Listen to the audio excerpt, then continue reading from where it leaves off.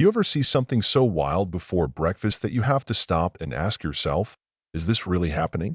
That's exactly how my Tuesday started, right around 8 a.m., standing out back behind Murphy's auto garage with my hands still sticky from last night's oil change, when suddenly this red Ferrari, the kind of car you only see in magazines or behind velvet ropes, comes tearing into the lot like it's being chased by the devil himself. The sun's just catching on those polished curves, turning the hood into a mirror. The engine is making this dying whale sound, loud enough to startle every crow for 5 blocks, and then, bam, it just quits, smoke curling up like a warning from the universe. Door flies open and out steps this woman. And right away, you know she's the main character in every room she walks into. She's got heels like stilts, sunglasses you could land a plane with, and an attitude so sharp it could slice bread. Her purse is swinging like a weapon, and she's storming straight at the garage bay, doesn't even blink at the grease or the grime. She just wants someone to take the fall for her morning. "Who's in charge here?" she shouts, and all the guys in the back just melt into the shadows. I'm bent over an old Chevy, wrench deep, hoping she'll ignore me. No luck. Her eyes find me, Lucas, 17, skinny but all wiry muscle, hair that always needs a wash, hands black from engine guts. She sizes me up, practically offended by my existence, and says, You're the mechanic." I nod, "Yeah, ma'am. What can I do for you?" Her laugh is short and mean. She chucks the Ferrari keys at me, almost dares me to drop them. "My car died 5 blocks from here. If you mess this up, I'll have your job, your future, this whole dump shut down. Understand?" I catch the keys, keep my face calm. This isn't my first rodeo. Old Mr. Murphy, the boss, is peeking out the office window, but he doesn't step in. He knows me. He knows I don't rattle easy.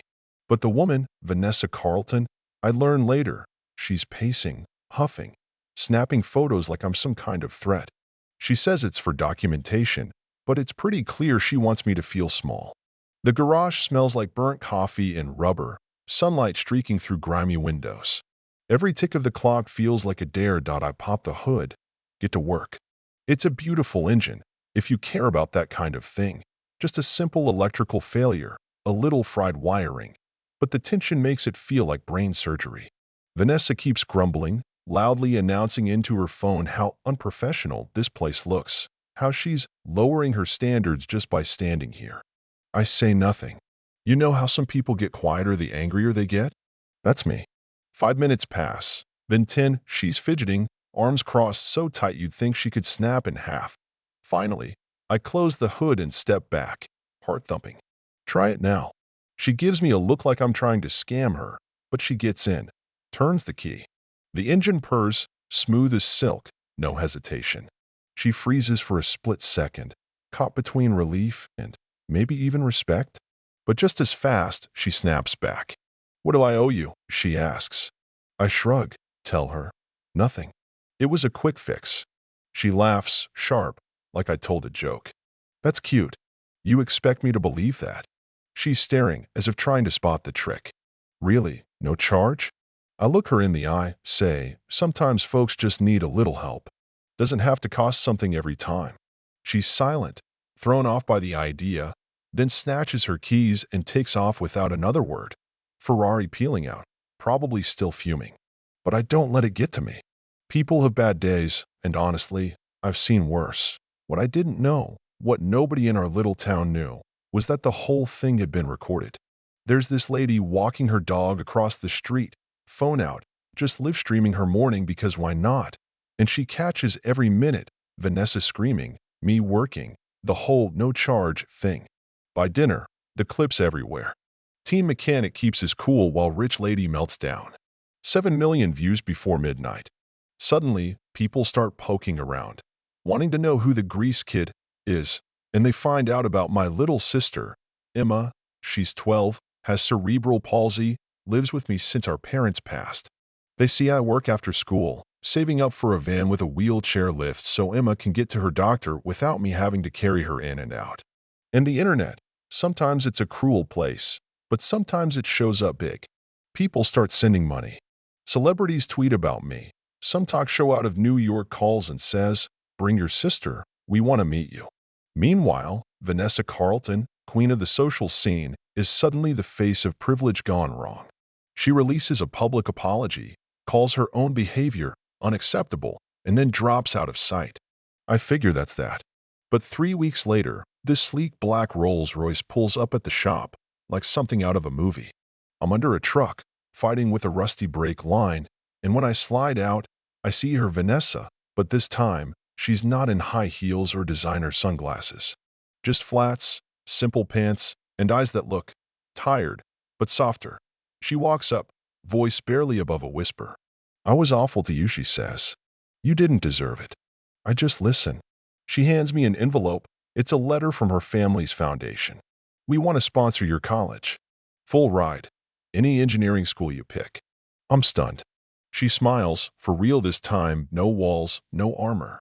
"You reminded me there's good left in the world. That character matters more than money." Then, she waves over a delivery van, all shiny and new, wheelchair accessible, decked out with everything Emma could ever need. There's a giant ribbon across the hood. "For your sister," Vanessa says. "She deserves it." My throat catches. I manage to say, "You didn't have to," but she just shakes her head. Sometimes kindness isn't logical. It just matters. I look over, and there's old Mr. Murphy, wiping away tears, pretending he's got something in his eye.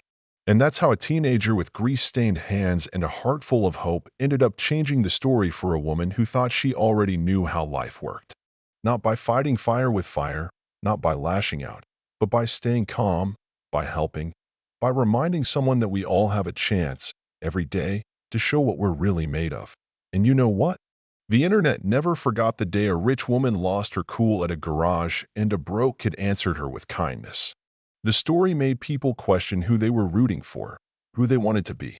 So now I'm asking you, when life puts you in that garage, with someone screaming and the world watching, what would you do? Would you trade decency for revenge, or would you let character do the talking? Let me know below.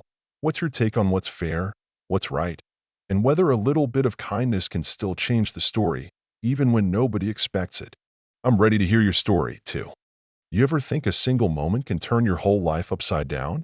Well, after that wild morning with the Ferrari and the whole world suddenly knowing my name, I thought maybe the storm had passed. Emma's new van was the talk of the school, folks in town started waving instead of staring, and for a minute, I almost felt like things could settle down. But if life's taught me anything, it's that change comes in waves, not always gentle. So here's where things get interesting. That scholarship from the Carlton Foundation was the kind of thing most kids only dream about. Colleges started calling, yes, calling me, a kid who grew up thinking nobody even noticed when he walked into a room. The school board wanted me to give a motivational speech, which, let me tell you, is hilarious considering my idea of public speaking was shouting over a busted exhaust pipe. And just as the dust was starting to settle, another twist rolls in. It was a Thursday, rain hammering the roof, the whole shop humming with the sound of tools and oldies radio. A woman walked in, umbrella dripping, hair streaked with gray but eyes sharp as glass. "Are you Lucas?" she asked, and something in her tone told me this wasn't going to be about an oil change. She introduced herself as Mrs. Porter, Vanessa Carlton's old high school math teacher. Turns out, she'd seen the video too, and decided to drive 3 hours just to talk. She said, "You know, sometimes folks like Vanessa, they build walls so high, they can't even see over them anymore. But when you helped her, you knocked a hole in the wall. Maybe it's time for more of us to do the same." Then she invited me to speak at a charity event in the city, one of those fancy galas I'd only seen on TV, full of people with suits so crisp you could cut your finger on the crease. Now, I won't lie, I almost said no. But Emma, sweet Emma, looked up at me and said, "Maybe if you go, more kids like me could get a chance too." That hit me hard. So we packed up, and the next Saturday night, I'm standing in front of a ballroom packed with New York's rich and powerful. My knees shaking, palms sweating, but I start talking, telling my story, our story. How one act of kindness doesn't erase all the hard days, but it sure as hell gives you something to believe in. How my sister deserved more than pity, she deserved a shot at joy. Midway through, I look out and spot Vanessa sitting in the back. She's not dressed to be noticed, just blending in, but she's there.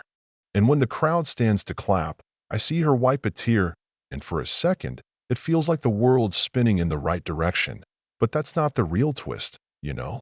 The real twist is what happened after, when the charity event sparked something bigger. Murphy's garage became a kind of symbol. Letters started pouring in from all over. A boy in Detroit saying he wanted to be a mechanic like Lucas. A single mom in Alabama who'd been too proud to ask for help until she saw the video. Mr. Murphy, who'd spent his whole life running the shop, started hosting free Saturday classes, teaching kids, teaching adults, even inviting old rivals from rival garages, because there's enough engines to go around, folks. But not everyone was on board. Some folks in town said all the attention was going to Lucas' head, that we were milking the story. There was gossip. There's always gossip in small towns. Some folks said we didn't deserve the help, that Emma's van was charity we hadn't earned. I'll admit, there were nights I lay awake, wondering if maybe the world had gotten it wrong.